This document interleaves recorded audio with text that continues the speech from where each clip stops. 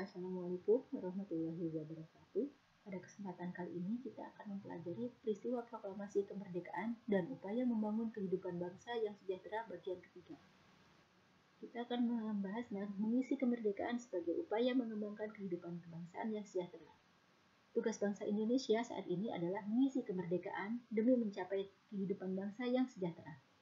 Kesejahteraan bangsa Indonesia sebagian besar adalah tanggung jawab pemerintah, sehingga pembangunan nasional di berbagai bidang di seluruh pelosok negeri dilakukan oleh pemerintah. Pembangunan nasional adalah upaya secara terus-menerus untuk mencapai kehidupan bangsa yang sejahtera.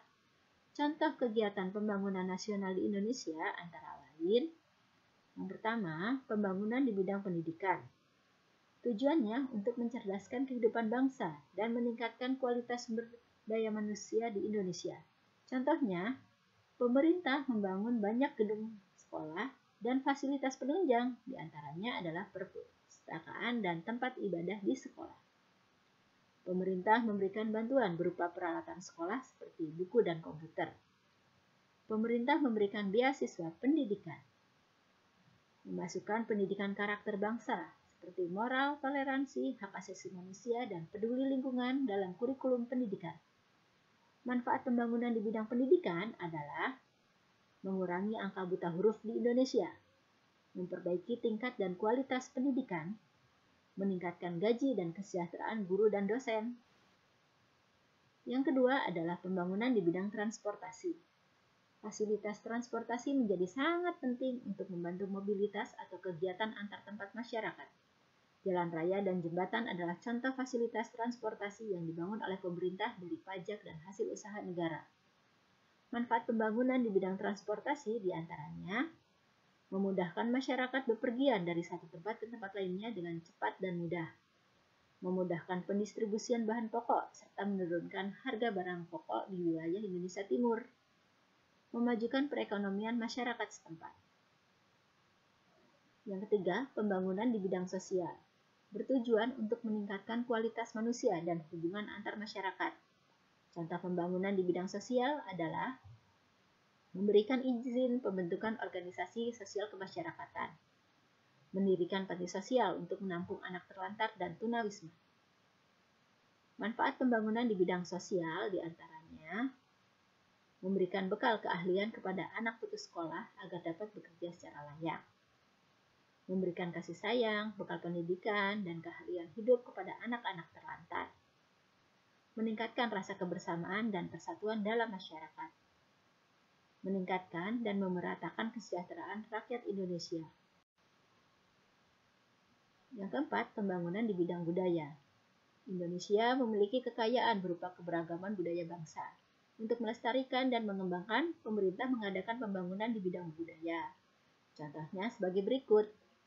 Pendirian Taman Budaya sebagai pusat pengembangan budaya. Pemberian bantuan dana bagi pengusaha di bidang industri budaya. Pendirian museum budaya yang menampilkan beragam budaya Indonesia. Manfaat pembangunan di bidang budaya diantaranya ikut menjaga dan melestarikan budaya bangsa, meningkatkan rasa cinta terhadap budaya bangsa kepada generasi muda, meningkatkan kesejahteraan para pelaku budaya. Yang kelima, pembangunan di bidang pariwisata. Beragam fasilitas di tempat wisata dapat memberikan banyak keuntungan bagi kemajuan dan kesejahteraan masyarakat di sekitar daerah wisata. Contoh kegiatan meningkatkan bidang pariwisata antara lain sebagai berikut.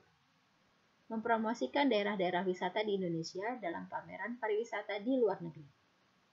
Membangun sarana pendukung pariwisata seperti jalan menuju tempat wisata. Mengadakan pertukaran budaya dengan negara-negara lain. Manfaat pembangunan di bidang wisata diantaranya meningkatkan pendapatan masyarakat di sekitar objek wisata, meningkatkan devisa negara melalui kunjungan turis asing, serta mengembangkan potensi pariwisata daerah. Yang keenam, pembangunan di bidang komunikasi. Komunikasi memegang peranan penting dalam kehidupan masyarakat pada saat ini. Era globalisasi ditandai dengan adanya kemajuan yang pesat di bidang komunikasi. Pemerintah terus mengadakan pembangunan di bidang komunikasi seperti mengembangkan jaringan internet dan fasilitas telekomunikasi lainnya di berbagai wilayah Indonesia, membuat undang-undang tentang penggunaan internet serta sarana komunikasi lainnya, memeratakan pembangunan di bidang komunikasi di seluruh wilayah Indonesia. Manfaat pembangunan di bidang komunikasi antaranya memudahkan komunikasi antar penduduk di berbagai wilayah. Masyarakat dapat menggunakan internet dan sarana komunikasi secara benar dan bertanggung jawab. Yang ketujuh, pembangunan di bidang kesehatan. Kesehatan adalah kebutuhan utama manusia. Memperbaiki tingkat kesehatan masyarakat menjadi salah satu kewajiban pemerintah. Perbaikan kesehatan termasuk usaha untuk meningkatkan kesejahteraan masyarakat. Oleh karena itu, pemerintah giat melaksanakan pembangunan di bidang kesehatan. Contohnya, mendirikan pusat-pusat pelayanan kesehatan seperti puskesmas, posyandu, rumah sakit daerah. Menyiapkan anggaran dana untuk membiayai asuransi kesehatan masyarakat. Memberikan penyuluhan kesehatan bagi masyarakat. Meningkatkan kualitas sarana kesehatan di seluruh daerah di Indonesia. Mengirimkan tenaga ahli kesehatan hingga ke daerah pelosok Indonesia. Manfaat pembangunan di bidang kesehatan diantaranya meningkatkan taraf kesehatan masyarakat, memberikan jaminan kesehatan kepada seluruh masyarakat, memberikan pelayanan kesehatan kepada masyarakat secara merata, memberikan kesadaran kepada masyarakat tentang pentingnya menjaga kesehatan, membantu masyarakat kurang mampu untuk mendapatkan pengobatan dan pelayanan kesehatan secara gratis. Sebagai rakyat, sudah semestinya ikut membantu kelancaran program pembangunan nasional agar kesejahteraan bangsa Indonesia dapat tercapai dengan baik dan merata.